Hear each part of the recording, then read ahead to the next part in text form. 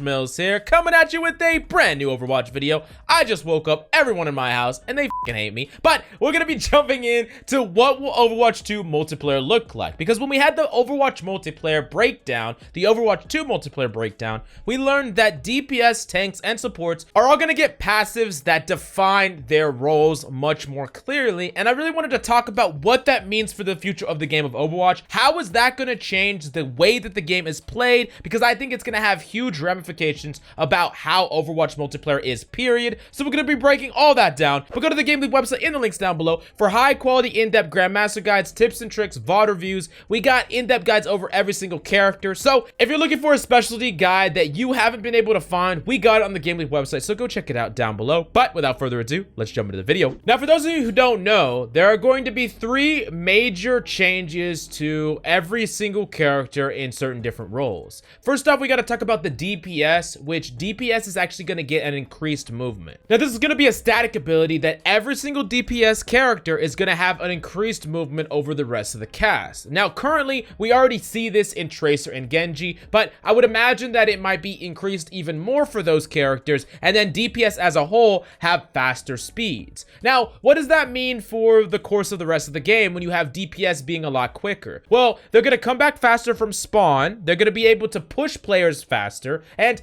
the game overall is going to feel a lot quicker. DPS are going to be on you and they're going to be able to punish you a lot quicker. They're going to be a lot more slippery, so they're going to be able to escape a lot quicker. And ultimately, this is going to speed up the pace of the game, especially for DPS, and that's going to be interesting to say the least. Now, if this was done in isolation, I would say, oh hell, tanks are going to have a shit time, supports are going to have a shit time, but we do got to talk about the changes to tanks and supports before we move on, because I think that these really balance out the scales for the power level between roles. First off, let's talk about the tanking changes, which is going to be some form of CC reduction. Now, we already see this on Reinhardt, who has a 25% steadfast, where he does have inherent CC reduction. He can't get booped around very easily, and that's going to be applied to every single tank in the tanking role. Now, personally, I think that this is amazing, and I think most people will agree that tanks should be players that are harder to move than average, right? And you could balance the increased movement of a DPS, for example, by making it so tanks don't get hurt as bad as certain types of CC, but DPS do, so they fly a lot further, and you could even buff CC to a certain extent so that DPS are hurt a lot more, and it's a lot easier to peel those characters off, specifically divers. And then, of course, you could make some exceptions in the tanking role. You give all tanks a certain amount of CC reduction, but certain ones, like Reinhardt, for example, have even more CC reduction, and from a logical standpoint, this makes freaking a lot of sense, right? Tanks just shouldn't be able to be booped around the freaking map, and some characters, some tanks actually, are going to become weaker because of this. A character like Wrecking Ball might become weaker. Characters like Lucio with boops, or any other boops that we see in the future, and of course, characters like Doomfist, CC reduction really is going to benefit the tanking role, and I really want to bring in power to the tanking role, right? That's something that they talked about. They talked about it in the big showcase of Overwatch 2, that they want tanks to be a lot more aggressive, aggressively taking space, and aggressively doing things. Because I think a big problem of the tanking role as of late is that tanks feel like they don't have any control. They feel like they're getting bullied, and a lot of times they are getting bullied, but with large amounts of CC and maybe more aggressive abilities, tanks can finally get in there,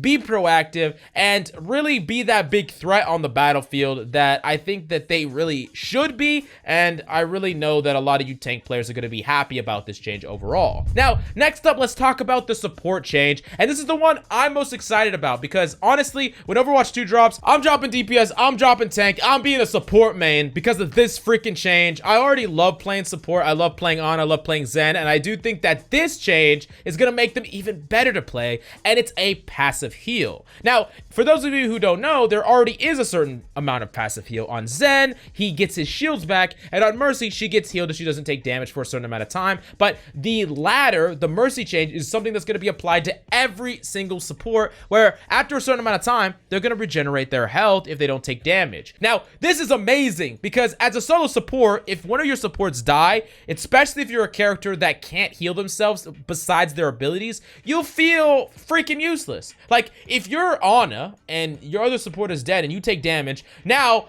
all your carry potential's out the window. You have to nade yourself, and sometimes that's not even enough, and you can't make any proactive plays with your abilities. And I really think that this is going to allow supports to really manage themselves a lot better. You position yourself well around natural cover, you take some splash damage, all you got to do is position a little bit more passively for a little while, get your healing back up, and then you can go back in and be a little bit more proactive with your abilities. On top of this, it forces enemy DPS to go a lot more all in on a support. If they do a little bit of damage to you and they wait too long, it's not going to be there for a large amount of time. And yeah, they do have an increased movement, but it's going to make them take the duel in a way that you can play around. You don't necessarily need to use that nade to heal yourself. You could potentially sandbag it and use it to win the duel instead. If you kite them for long enough, you can get the passive heal yourself, and it's going to be a really interesting dynamic between DPS wanting to prevent you from healing and healers trying to kite to heal themselves, and then being able to have more abilities to win potential matchups. I like the sound of all of that, and of course we got to talk about all of these three things in tandem. I really like the idea of having roles more clearly defined. Give roles something that identifies them different from other roles besides just their size, and I do like that overall, and I think it's a really smart move. Now, the big thing that they're gonna have to be able to do is balance these correctly. The CC reduction to the increased movement speed of the damage DPS and the passive heal to support. Of course, it's really easy to make one of these way too powerful, right? But I think if they do it really small, they test it a lot, and they really make sure that they don't go overboard, I think that this can be a really great addition to the game. Now, something that I actually wonder is, will they put more than just these three things? I know that they just said that they wanted the increase in movement, the CC reduction, the passive heal, but would they actually introduce even more things? I know that they've actually talked about a potential for tanks to give less ult charge to people that are farming them. That would be a really interesting passive to give to tanks, because then tanks are not batteries to the enemy team, and if you are farming a tank, you're not going to get a giant amount of ult charge relative to other characters in the game. And I think this would allow ultimates to be a lot more balanced. For instance, let's say you're trying to balance Genji's Dragon Blade, how fast he gets it. You want him to get it like every 2 fights, right? Well, if he's farming characters like supports, he's not going to get his blade that fast, but if he farms tanks, he's going to get it extremely fast. So you're like, hey, he's getting his blade too fast up against these tanks, let's nerf how fast he gets his blade. Well, now all of a sudden he's getting like no ultimate charge from farming the supports, and then you basically force a certain type of tank farming playstyle, or else that Genji's never going to get a blade. Now,